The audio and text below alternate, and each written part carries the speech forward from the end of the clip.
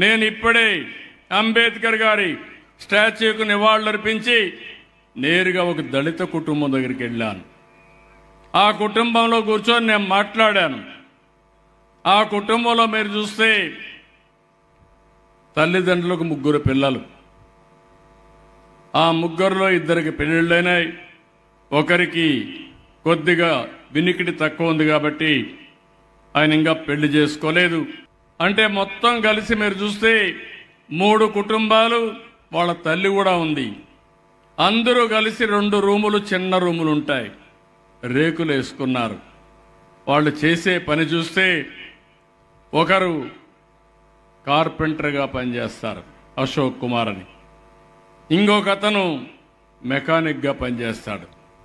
ఆ మెకానిక్ కూడా షెడ్ కూడా లేదు, సామగ్రి కూడా సరిగా లేదు. అదే మరి కార్పెంటర్ కూడా సామగ్రి కూడా సరిగా లేదు. ఈ కుటుంబాన్ని మీరు చూసినప్పుడు వాళ్ళకు కూడా ఒక ఆస్పిరేషన్స్ ఉన్నాయి, కోరికలు ఉన్నాయి. కానీ వాళ్ళని చూస్తే చాలా, ఆ ఇల్లు చూసినప్పుడు నాకు చాలా బాధేస్తుంది. ఆ ఇంట్లోనే దగ్గర 4 చిన్నపిల్లలు, 6 మంది పెద్దవాళ్ళు, మొత్తం 10 మంది ఉండే పరిస్థితి వస్తూ ఉంది. నేను అందుకే వారికి ఒక దారి చూపించడానికి నేనేదో ఇక్కడుండి మాట్లాడితే అర్థం కాదు.